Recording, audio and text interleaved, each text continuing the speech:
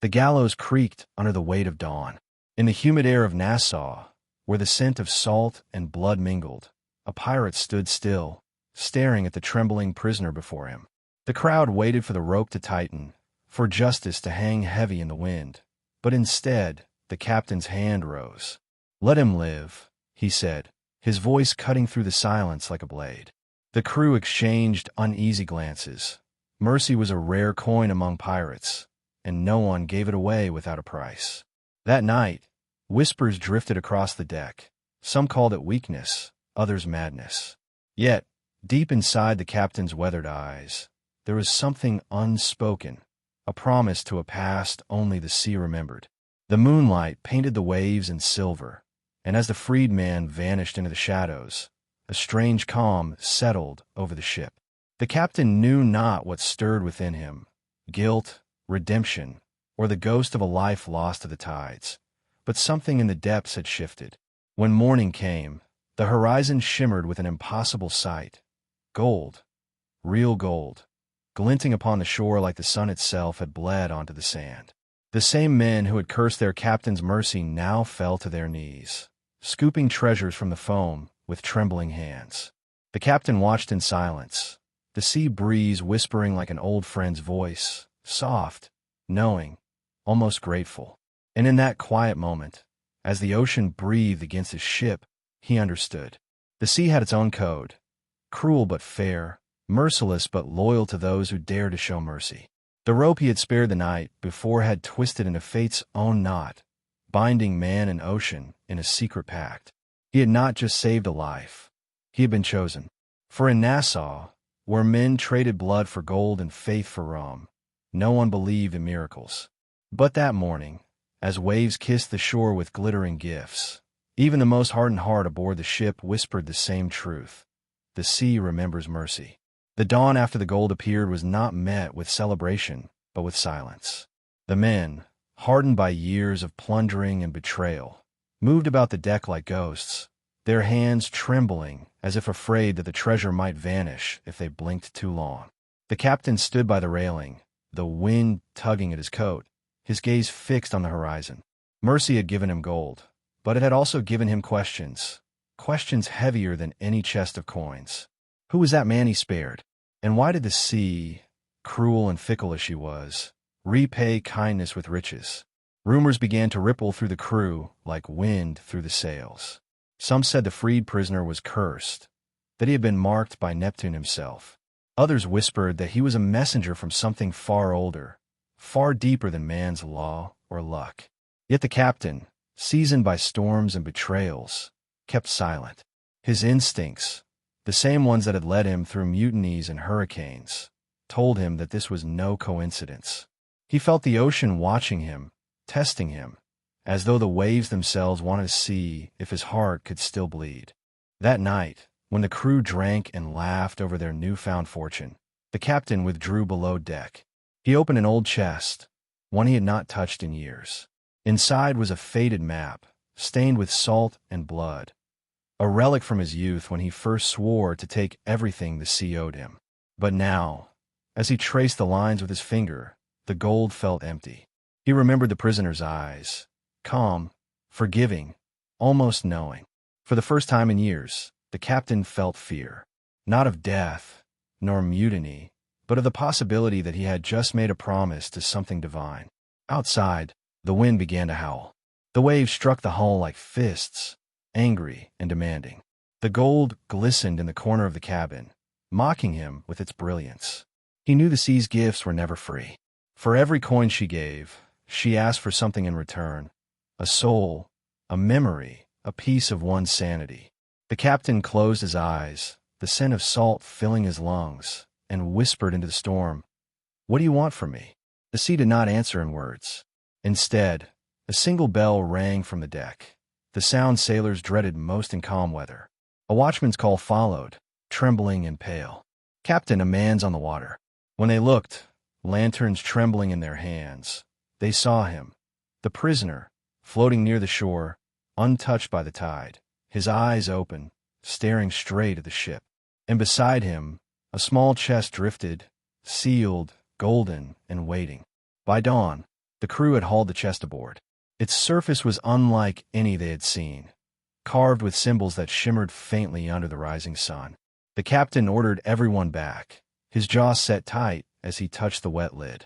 It was cold, too cold for wood warmed by Caribbean waters. "No one opens it," he said firmly, his voice carrying through the uneasy silence. But pirates were men of greed before they were men of loyalty, and gold had a way of whispering louder than orders. As night fell, 2 men tried to pry it open while the captain slept. The moment the lock cracked, a gust of wind howled through the ship, extinguishing every lantern. The sea, calm seconds before, erupted with fury. The mast groaned, the sails tore, and one of the men screamed, not from pain, but from something unseen dragging him overboard. When light returned, only one man remained, his hair white as bone and his voice gone forever. The chest sat open beside him, empty. The captain stared into it, his heart pounding like cannon fire. "Empty," he muttered, though he knew that was not true. The sea never gave nothing. Whatever had been inside was not meant to be seen by mortal eyes. He looked over the deck. The gold from before had vanished. Every coin, every glint of wealth gone. Only the ocean's hiss remained, as if mocking their hunger. The next days were filled with superstition. Men tied charms to their necks, muttered prayers to the sea, and refused to speak of what they had seen. The captain's silence became a burden. Every order he gave felt heavier, every gaze colder. Yet in the darkest hours of the night, he would stand at the bow, whispering to the waves like an old friend he could no longer trust. "You gave me gold for mercy," he murmured once, "and now you take everything for curiosity." But the sea was not done with him. On the 5th night, when the moon hung blood-red and the tide was unnaturally high, the lookout shouted from above, "Land ahead." Yet when the captain raised his spyglass, he froze. There was no land, only the ghostly outline of a ship, the same shape, the same torn sails, the same flag as his own. It drifted across the water like a reflection come to life, silent and waiting. The sea had brought him something back, or perhaps something forward. The twin ship loomed closer, its sails moving though no wind touched them. Every creak, every groan of its hull echoed their own, as if the ocean had split their vessel in two and birthed its mirror. The captain stood frozen at the helm, eyes locked on his other self across the waters. "Drop anchor," he ordered softly, though fear throbbed beneath his calm voice. The men obeyed, hesitant, whispering prayers beneath their breath. The reflection ship stopped when theirs did. The sea between them was still as glass, and in it, stars trembled like eyes watching. Then, without warning, a rope ladder fell from the ghost ship's side, dangling above the dark water. No one moved until the captain spoke again. "I'll go." The words fell heavy, final. His first mate tried to object, but one look from the captain silenced him. He stepped into the small rowboat, the oars slicing the water with slow, deliberate rhythm. As he neared the phantom vessel, he noticed the scent, not salt, not decay, but something like burning gold and old parchment. It was the scent of memory. When his boots met the deck, the silence was suffocating. The lanterns here burned blue, casting the ship in an eerie glow. Then he saw them, his crew, or rather, their shadows. Each man stood frozen in place, staring at him with hollow eyes. And at the helm stood a figure he knew too well, himself. Not as he was now, but as he once had been, younger, prouder, eyes burning with hunger for the sea's treasures. "You've forgotten," the other said, his voice like wind through broken sails. "You once took without mercy. The sea remembers." The captain tried to speak, but the words caught in his throat. The younger self stepped closer. "You spared a man, not out of kindness, but guilt. The sea saw through it. It gave you gold not as a gift, but as a test." The captain clenched his fists. "And what did I fail?" The echo smiled faintly. "You opened chest." A sound like thunder cracked the sky, and in an instant, the ghost ship began to dissolve into mist. The captain reached out, but his hand passed through air. His reflection's final words whispered like foam over water. "Mercy without truth is still greed." He woke on his own deck, drenched in sweat, the sun rising pale and distant. His men swore he had never left. Yet the mark of salt on his coat, the scent of burning gold that lingered in the air, they were proof enough. He looked toward the horizon, where the ghost ship had vanished, and felt something inside him break. The part that had once believed the sea could ever truly forgive. Days turned to weeks, and though the crew sailed through calm waters, unease clung to them like mist. They spoke little, avoided the captain's eyes, and often stared overboard as if expecting something, or someone, to surface. The sea, too, seemed to have changed. It was quieter now, unnaturally so, as though it was holding its breath. The captain spent his nights alone with the map, tracing its worn edges, searching for meaning in its fading ink. Somewhere, deep within him, he felt the sea calling him to finish what had begun. Then, one night, a storm rose without warning. The wind screamed like voices in anguish. The waves slammed the ship with fury, and lightning tore open the sky. Amidst the chaos, the captain heard a sound he could not mistake, the toll of a bell, deep beneath the waves. "Below," someone shouted. "Something's shining under us." The captain peered over the railing, and there, beneath the raging sea, was a glow, faint but golden, pulsing like a heartbeat. Without hesitation, he ordered the anchor dropped. "We're not running," he said. "Not this time." The men shouted in protest, but he stood firm. Rain lashed his face, wind tore his coat, and yet he felt no fear.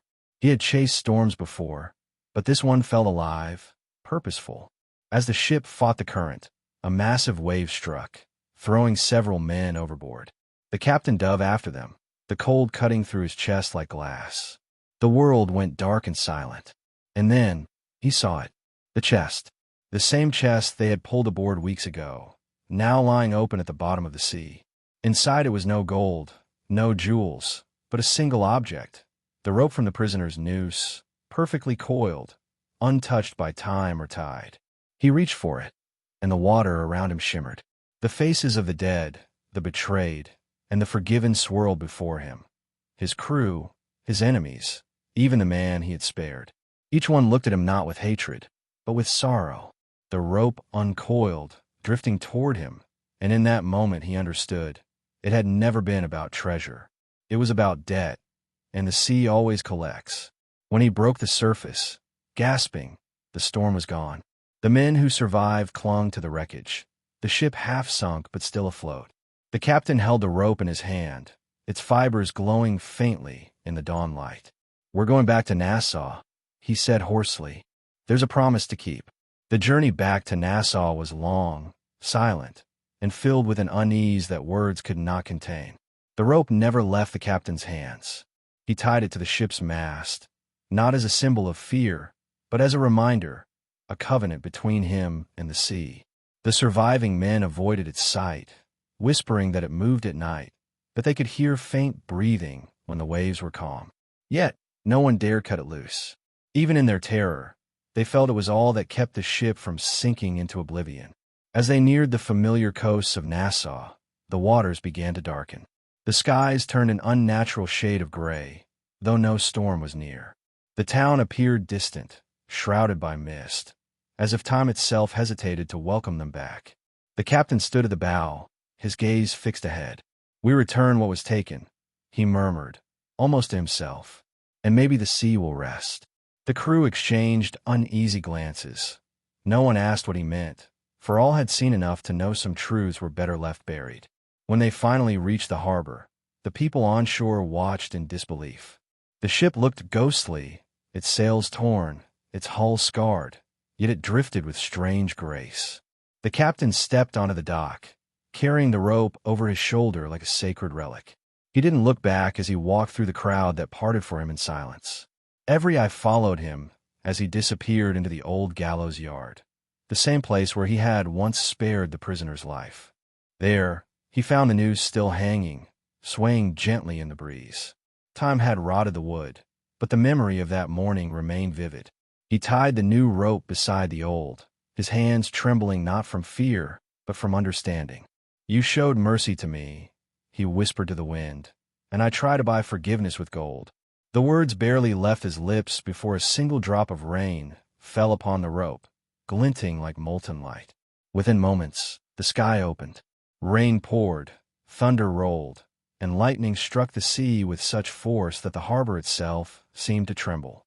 Yet, amidst the chaos, the rope did not burn, it shone. The people of Nassau fled for shelter, but the captain stood unmoved, drenched and silent, until the last thunder faded. When the storm passed, the rope was gone. In its place, the old gallows beam had split clean down the middle, as though something divine had cut it free. That night, the sea was calmer than anyone had ever seen. The air carried no scent of salt or decay, only the faint perfume of rain and peace. The captain returned to the docks, alone, where the reflection of the moon shimmered over the still water. He watched it for a long time, half expecting another ghost ship to emerge, but all he saw was his own reflection, aged, worn, yet lighter than before. For the first time in years, he smiled. Behind him, a voice broke the silence, soft, almost human, but with the depth of a tide. You returned what was never yours. He turned slowly, heart pounding. Standing at the edge of the pier was the prisoner he had once spared. The same face, the same calm eyes. But there was something different now, a glow beneath his skin, like moonlight breathing. "Who are you?" the captain asked, though part of him already knew. The man stepped closer, his bare feet leaving no mark on the wet wood. "The sea does not forgive, Captain," he said, his tone neither kind nor cruel. "But it remembers those who learn." He looked toward the horizon, where the first light of dawn began to rise. "Mercy is not a gift you give. It's a truth you become." The captain lowered his gaze, the words cutting deeper than any blade. "Then what becomes of me?" he asked quietly. The man smiled faintly. "You sail again, not for gold, not for glory, but for balance." He reached out his hand, touching the captain's chest. For an instant, the world went still. The sounds of waves, gulls, and distant laughter faded, replaced by the quiet pulse of the ocean's heart. "Every soul you took unjustly will find peace through you," the man whispered. "That is your debt, and your freedom." When the captain opened his eyes, the man was gone. Only the faint glow of the dawn remained. He looked down at his hands. The salt water dripping from his fingers shimmered like gold dust. The ship behind him creaked, waiting. He knew then that his voyage was not over. The sea had not punished him. It had remade him. From that day forward, the people of Nassau spoke of the Silver Tide, a ghostly ship that appeared in times of storm, rescuing those lost at sea. Its captain guided not by greed or vengeance, but by the quiet, eternal call of redemption. Years passed, and the legend of the Silver Tide spread across every corner of the Caribbean. Sailors swore they had seen its pale sails glimmer under moonlight just before storms broke, and those who survived shipwrecks claimed that a lone man, cloaked in black and silver, had pulled them from the waves. None could ever prove it, but all agreed on one thing. The man's eyes burned with sorrow deeper than the sea itself. Some said he was cursed. Others whispered he was the sea's chosen guardian. But only he knew the truth. Redemption is not a moment. It is a lifetime's voyage. The captain no longer sought gold or revenge. His ship, once feared for its black flag, now carried no symbol at all. The Silver Tide became a vessel of silence, gliding through fog as if it belonged to another world. Each time he rescued a soul, he would carve a mark on the mast, not a victory, but remembrance. Every life saved was a promise kept. Every storm faced was a confession whispered to the ocean. The sea, once his cruel mistress, had become his confessor. Yet even redemption carries a shadow. One fateful night, as thunder rolled over the horizon, he heard a voice, not from above, but from beneath the deck. A whisper, faint and familiar. "You cannot save them all." He froze, gripping the wheel. The voice was his own, younger, crueler, the echo of the man he once was. "You think mercy redeems you? Mercy without forgiveness is still pride." The word struck him harder than any storm. The sea around him darkened, and for the first time in years, he felt the weight of his past clawing back from the depths. The sky cracked open with lightning, illuminating faces in the waves, the ghosts of those he had wronged. They stared up at him with hollow eyes, not accusing, but waiting. The captain fell to his knees, his breath ragged. "What more do you want from me?" he shouted into the storm. The sea's answer was a single, massive wave that struck the ship broadside, tossing him into the black water. As he sank, the cold embraced him like an old friend. But as the darkness swallowed him, a faint light appeared below, the same glow he had seen in the prisoner's eyes years ago. He reached toward it, his lungs burning, his vision dimming. When his fingers brushed the light, the water around him warmed. The faces vanished, and the voice returned, softer this time, no longer accusing. "Then forgive yourself." The captain gasped, and the sea released him. He rose to the surface, the storm gone, the stars burning bright above him. He woke on a ship's deck, soaked and trembling, but alive. The dawn was calm, the waves gentle as if the world had forgotten the storm. The rope that had once symbolized his curse now hung loosely around the mast, weathered and quiet. A relic, not a chain. For the first time in his long life, he felt peace. The crew, the few loyal men who had stayed, looked at him in awe, for his eyes no longer carried the darkness they once did. "Where to, Captain?" one asked. The old sailor smiled faintly. "Wherever the sea still suffers." From that day, the Silver Tide became more than a ship. It became a myth of mercy. It appeared whenever the sea turned violent, when sailors cried for help with no land in sight. Some said its captain could calm the storm with a single word. Others claimed he sailed with the ghosts of his old crew, now bound to guide the lost to safety. No one ever saw him age. No one ever saw him die. He simply existed, an echo of a promise fulfilled. One evening, as the sun bled into the horizon, the captain stood alone on the deck, watching the light fade. He thought of the prisoner, of the gold that had washed ashore, of the day his life had changed forever. The sea had taken everything from him, his freedom, his pride, his men, yet, in return, it had given him something greater, purpose. He understood now that mercy was never about saving others. It was about remembering what it means to be human, even when the world forgets. The wind whispered through the rigging, carrying the scent of distant shores. He closed his eyes, letting the air fill his lungs. "We are never beyond the tide," he murmured, "only carried by it." And somewhere in the deep, the sea seemed to answer, a low hum, gentle and eternal, like the heartbeat of something ancient that had finally found rest.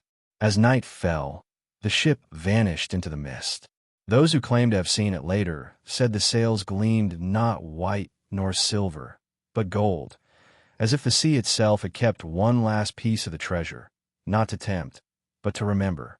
And with that glow on the horizon, every sailor who looked upon it felt the same quiet truth. The ocean never forgets, but sometimes it forgives. Seasons blurred into years, and still the Silver Tide sailed, appearing when despair hung heavy over the ocean. The captain's legend grew, but the man himself faded into myth. Children in Nassau whispered that he was immortal, cursed to roam until the last storm ceased. Sailors prayed to him before setting sail, leaving coins by the docks as offerings. None knew that deep within the endless blue, he still struggled with the weight of every life he had taken, and every life he had failed to save.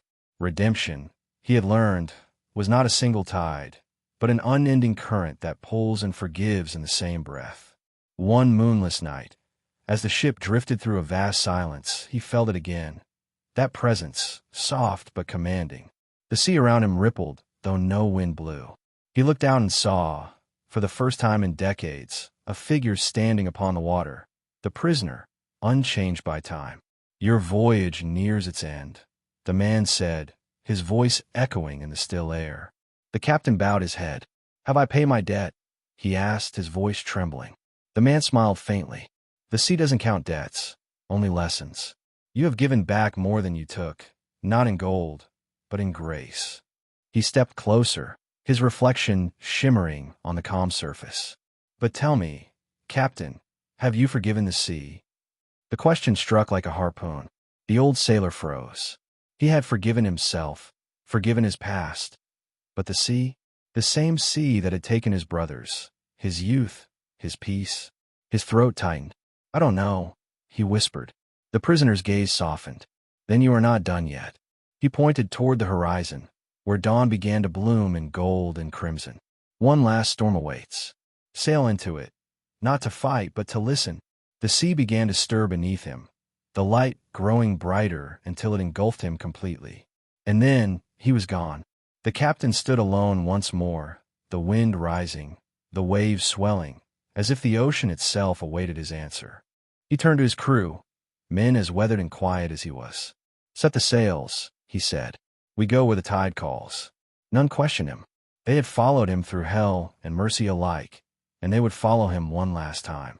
The ropes strained, the sails filled, and the silver tide glided toward the horizon, where the sea roared like a beast waiting to be tamed. The storm that awaited them was unlike any they had ever seen. The sky was neither dark nor light, but both, a swirling chaos of shadow and fire. The sea rose in colossal walls, not to destroy, but to test. Lightning carved the heavens, thunder shook the bones of the ship, and yet the captain stood firm, gripping the wheel, as if it were the heart of the world itself. "Do you still curse me?" the sea seemed to ask in every crashing wave. "Do you still fear me?" He closed his eyes, feeling the rain lash against his face, the wind tear through his coat. "I feared you because I never understood you," he shouted into the storm. "But you were never my enemy. You were my mirror." The sea answered with a roar so loud it silenced the sky. The ship shuddered, then steadied, as though the storm itself bowed in acknowledgement. The captain's eyes glowed faintly, the same hue as the gold that had once cursed him. He raised a trembling hand toward the heavens. "Then let us be one, you and I. No debt, no vengeance, only truth." At that moment, the storm broke apart.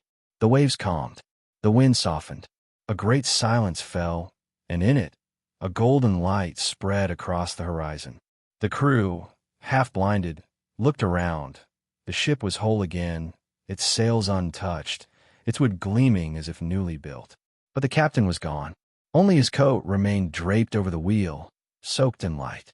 The men searched every corner of the ship, calling his name, but the sea kept its secret. They say that at dawn, when the sun kisses the first line of the horizon, a lone figure can be seen walking upon the water, his reflection glimmering like molten gold. He does not speak, he does not command. He only watches, as though guarding those who brave the tide. The sailors call him the keeper of the current, a spirit born of mercy, bound to protect the living from the ocean's wrath. And so the legend endured. The silver tide still sails, unseen but ever present, its ghostly sails glimmering whenever the world forgets what compassion means. For the sea, vast and eternal, carries many truths, but this one it whispers to all who listen. No act of mercy is ever lost, only returned when the tide remembers your name. As the legend of the silver tide faded into mist and memory, one truth remained unshaken. Mercy had rewritten the fate of a man once chained by greed. From a single act of compassion, a ripple spread through time and tide, turning curse into calling and guilt into grace. The sea, once his cruelest enemy, had become his greatest teacher, a mirror reflecting not vengeance, but the quiet, unrelenting power of forgiveness. The captain's story reminds us that the ocean within us is just as vast as the one we sail upon. It carries tempests of regret, waves of pride, and depths of pain we often fear to face.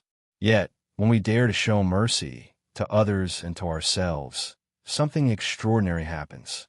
The waters calm, the horizon clears, and life, unpredictable as the tide, gives back what we thought was lost forever: peace. No one can escape their storms, but we can learn to navigate them. Like the captain, we all meet moments where kindness feels like weakness and forgiveness feels impossible. But those who choose mercy when the world demands judgment change not only their story, they change the current itself. The sea remembers everything, but it also remembers love. And in that remembrance lies redemption. So, the next time you stand before your own storm, remember this tale. The greatest treasures are never found in gold, but in the courage to forgive, to try again, to let the tide carry you towards something greater than yourself. Because sometimes it takes losing everything to understand that you were never meant to own the sea, only to learn from it. If this story moved you, Take a moment to let it echo. Share what you felt in the comments, so others may sail beside you on this reflection. Subscribe to the channel if you wish to keep journeying through tales that stir the soul and awaken forgotten truths. And don't forget to like this video, not just for the story told, but for every wave of meaning it left behind. After all, every act of engagement is like a drop in the ocean, and together we make the tide rise.